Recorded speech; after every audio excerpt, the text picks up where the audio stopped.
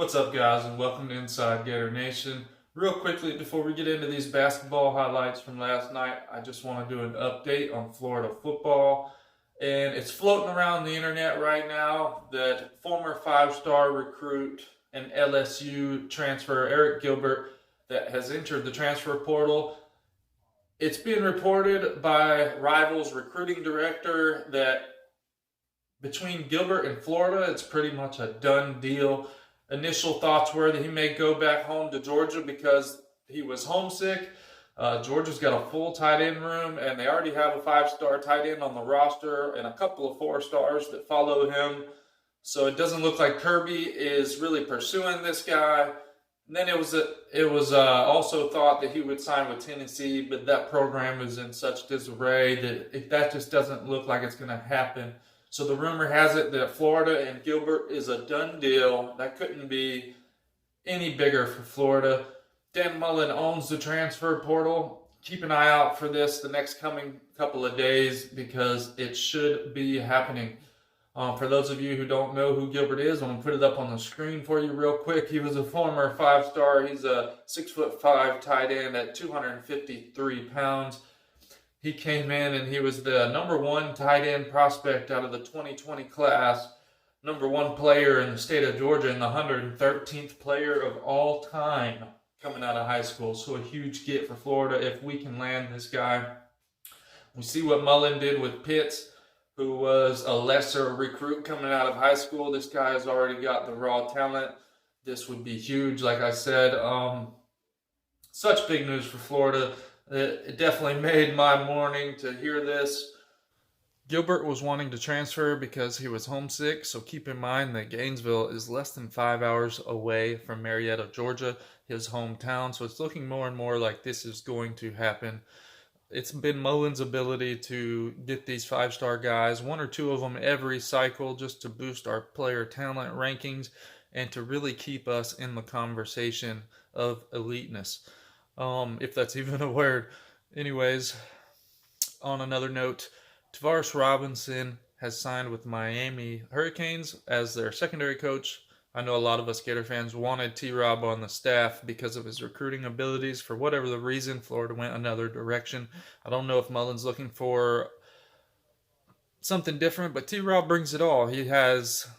He's a great coach, and he's a great recruiter, and he has ties to the Miami area. He went to high school there. He grew up there.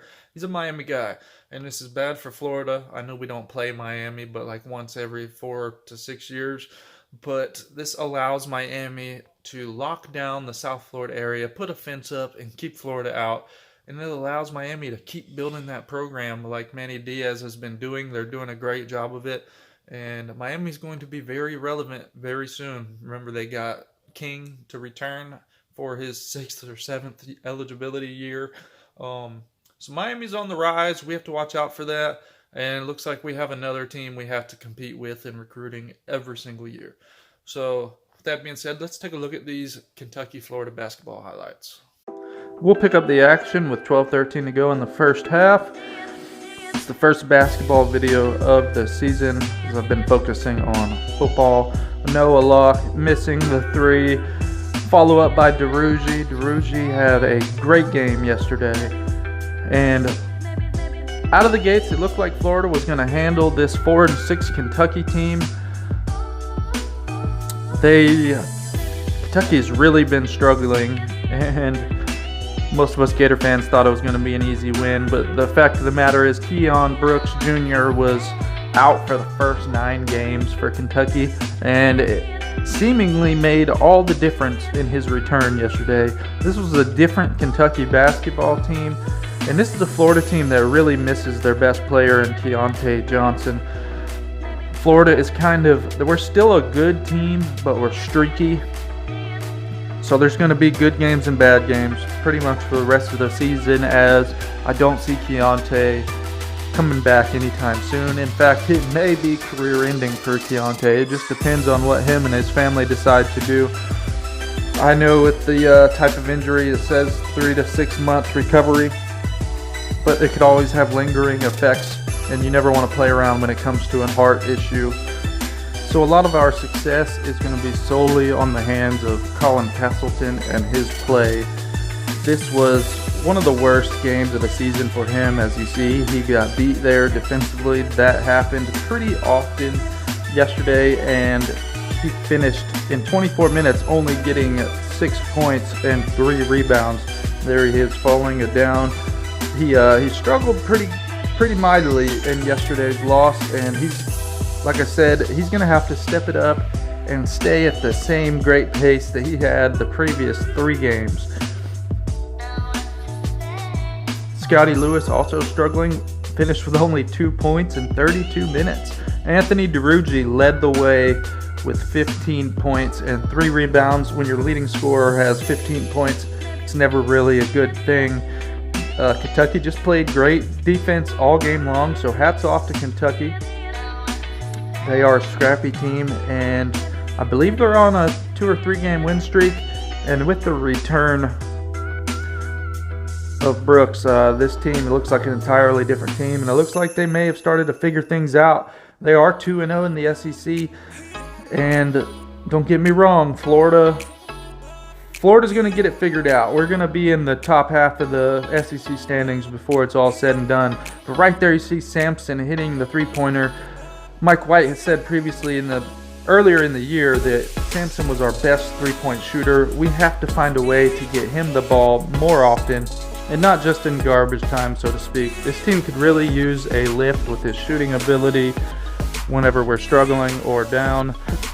But I can't help but to think how good this team could be with Keontae Johnson. It's such a shame, and that's just kind of how Florida's luck has gone this season in all sports. We were set up for such a special year, and to have this happen, it's just very unfortunate. I predict that we're going to struggle to make the tournament, might end up in the NIT, simply because our hopes rely solely on our performance in conference play. Most of our big-time non-conference games got canceled due to COVID and because of Keontae's injury. So unless we finish very high in conference play, it's going to be very difficult to make the tournament. That's with very little quality wins under our belt and on our resume. That's all for today's show, guys. Thank you for watching. Go Gators. If you liked today's video, please remember to hit the like button down below, share, and subscribe for all the latest Gator news all year long. From recruiting to matchup previews, post-game highlights, and much more.